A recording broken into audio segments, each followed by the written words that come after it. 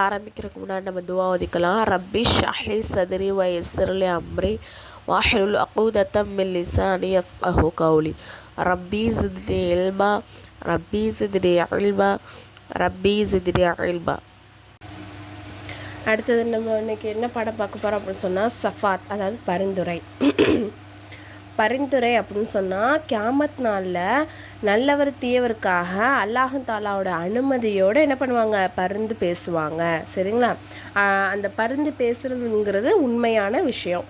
நபிமார்கள், இறைநேசர்கள், ஆலிம்கள், ஷஹீதுகள் ஆகியோரின் விஷயத்தில் பரிந்துரை செய்வதற்கு அல்லாஹ் தாலா அனுமதி அளிப்பான். அவனது அனுமதியின்றி யாரும் யாருக்கும் பரிந்துரை செய்ய முடியாது. நபிசல்லாஹ் சொன்னாங்க, எனது உம்மத்தில் சிலர் ஒரு பெரும் கூட்டத்திற்கு என்ன பண்ணுவாங்க, பரிந்துரை செய்வார்கள். சிலர் ஒரு சிறு கூட்டத்திற்கும், சிலர் 40 பேருக்கும், சிலர் தனிப்பட்ட மனிதருக்காகவும் பரிந்துரை செய்வார்கள். அதாவது என்னுடைய உம்மத்தில் சில பேர் என்ன பண்ணுவாங்கன்னா ஒரு கூட்டத்துக்கே என்ன பண்ணுவாங்க, பரிந்து பேசுவாங்க.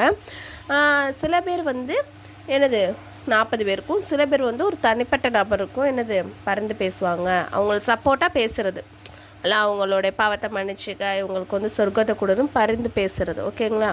இப்போது பருவ வயதை அடைவதற்கு முன் மரணம் அடைந்த முஸ்லீம்களின் சிறு குழந்தைகளுக்கு தங்களின் பெற்றோருக்கு பரிந்துரை செய்வார்கள்.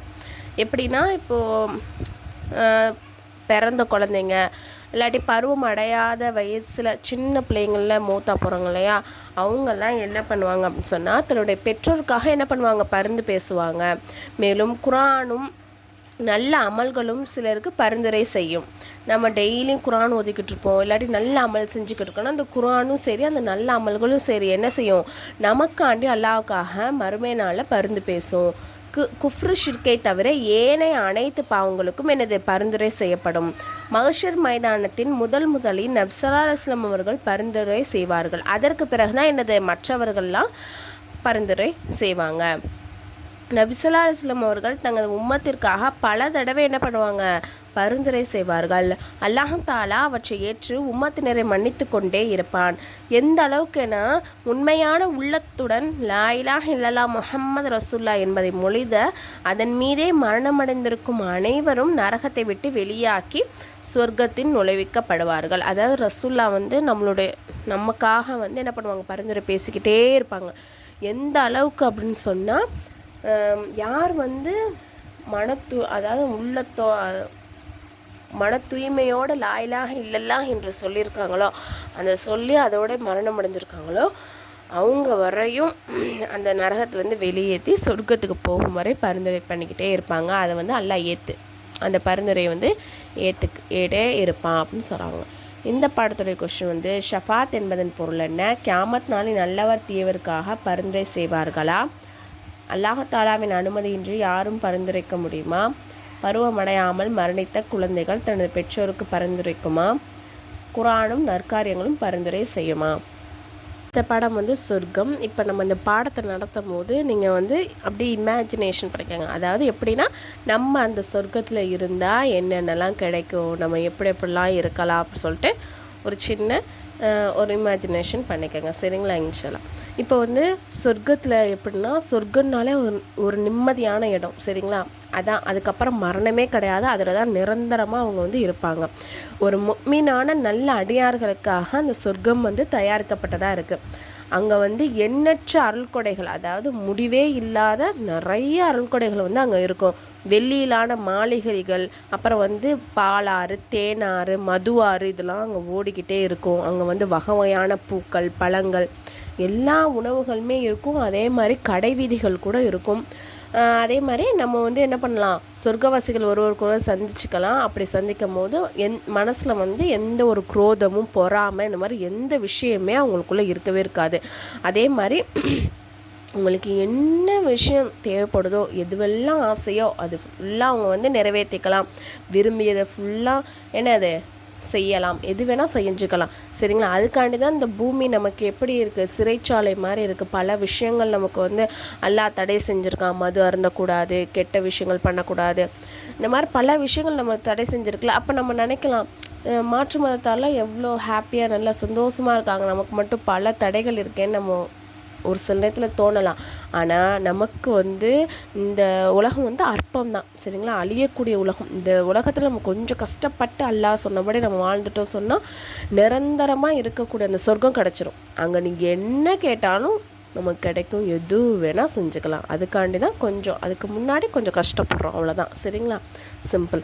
அப்போ நம்ம வந்து அந்த சொர்க்கத்தில் விரும்பியது எது வேணால் குடிச்சலாம், சாப்பிடலாம், எது வேணால் பண்ணலாம். அவங்களுக்கு என்ன ஆகாது, மலஞ்சலம் கழிக்க மாட்டாங்க. அதே மாதிரி வேர்க்கவும் வேர்க்காது. அப்படியே வேர்த்தாலும் என்னது, இந்த நறுமணம் மிக்கதாக தான் இருக்கும், சரிங்களா, அந்த வேர்வை கூட நறுமணம் மிக்கதாக தான் இருக்கும். அதே மாதிரி என்னது, இப்போ ஒரு தடவை சொர்க்கத்தில் நுழைஞ்சிட்டாங்க ஒருத்தவங்க அப்படின்னு சொன்னால் திரும்ப என்ன பண்ண மாட்டாங்க, வெளியேற்றப்படவே மாட்டாங்க. அங்கே தான் நிரந்தரமாகவே இருப்பாங்க. அதே மாதிரி நிறைய தோட்டங்கள், நிறைய மாளிகைகள்லாம் இருக்கக்கூடியதாக அந்த சொர்க்கம் வந்து இருக்குது. இப்போ வந்து அந்த சொர்க்கம் எப்படி இருக்கும் அப்படின்னு சொன்னாங்கன்னா, எந்த கண்ணுமே இதுவரை பார்த்துருக்கவே பார்க்காது. அதே மாதிரி எந்த காதாலுமே நம்ம கேட்டிருக்கவே மாட்டோம். நம்ம உள்ளத்தால் நினச்சிடாத அளவுக்கு பிரம்மாண்டமாக இருக்கும், சரிங்களா. உள்ளத்திலும் எல்லாத பாக்கியங்கள் சொர்க்கத்திலே கிடைக்கும். அந்த அருள் கொடைகள் எல்லாம் உலகில் எந்த ஒரு மனிதனுக்கு என்னது கிடச்சிருக்காது. இப்போ நம்மளாம் நினைக்கிறோம்ல, பெரிய பெரிய பங்களாவில் தங்குறாங்க, காரு அது இதுன்னு சொத்து சுகமாக இருக்காங்க. அதெல்லாம் என்னது, ஒரு தூசி தான். சொர்க்கத்தோடு கம்பேர் பண்ணும்போது ஒரு தூசி அளவாக தான் இருக்கும், சரிங்களா. அதனால் நம்ம இந்த உலகத்தில் அந்த மாதிரி விஷயங்கள்லாம் ஆசைப்பட தேவையில்லை. ஆசைப்பட்டு தேவையில்லாமல் பொறாமப்பட்டு இந்த மாதிரி விஷயங்கள்லாம் நம்ம ஈடுபடணும் அவசியமே இல்லை. அதுக்காண்டி நம்ம பல நல்ல விஷயங்கள், நல்ல அமல்கள் செய்கிற மூலமாக எல்லாம் என்ன பண்ணுவான், நமக்கு சொர்க்கத்தில் ஒரு வீட்டையோ மாளிகையோ எல்லாம் வந்து தயாரித்து தருவான், இன்ஷா அல்லாஹ். அப்போ வந்து மனசில் என்ன ஆசையை நினைக்கிறாங்களோ அது உடனே வந்து அவங்களுக்கு நிறைவேற்றப்படும், சரிங்களா. அதே மாதிரி சொர்க்கத்தில் வந்து 2 விஷயங்கள் வந்து பூர்த்தி செய்யப்படுது, 2 ஆசைகள். என்ன அப்படின்னு சொன்னால், ஒரு ஆசை வந்து அதை நம்ம முன்னாடி சொன்னோம் இல்லையா, ஒன்று என்னென்னா நம்ம மனசில் என்ன ஆசையெல்லாம் விருப்பப்படுறோமோ அது உடனே நடத்தப்படும். இன்னொரு விஷயம் என்ன அப்படின்னு சொன்னால், அல்லாஹ்வை பார்க்கக்கூடிய பாக்கியம் வந்து சொர்க்கவாசிகளுக்கு கிடைக்கும், சரிங்களா. அல்லாஹாலாவின் ரஹமத் என்னும் கருணையின்றி எவரும் தான் செய்த அமல்களின் காரணமாக மட்டும் சொர்க்கம் செஞ்சிட முடியாது. இதான் மெயின் விஷயம்.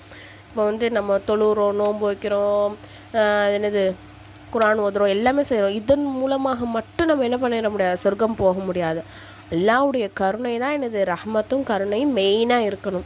அல்லாஹ் நம்ம மீது இரக்கம் காட்டினா அப்படின்னு சொன்னால் நம்ம உடனே சொர்க்கத்துக்கு போயிடலாம். அந்த அமலை மட்டும் வச்சு நம்ம சொர்க்கத்துக்கு போகணும்னா முடியாது. அல்லாஹ் முஃமின்களை தனது கருணையினால் சொர்க்கத்தின் நுழைய வைத்து அவர்கள் அமல்களை ஏற்ப சொர்க்கத்தின் படித்தரங்கள், நம்மளுடைய அமல்களுக்கு ஏத்தாப்புல என்னது, சொர்க்கத்தோட படித்தரங்களை நமக்கு வழங்குறான்.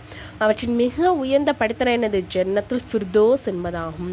சொர்க்கம் இப்போதும் இருக்கிறது, எப்போதும் அது இருந்து கொண்டே இருக்கும். அது சம்பந்தமாக குர்ஆன் ஹதீஸில் வந்துள்ள அனைத்து செய்திகளும் என்னது, உண்மையானது என்பது முஸ்லிம்களான நமது நம்பிக்கையாகும்.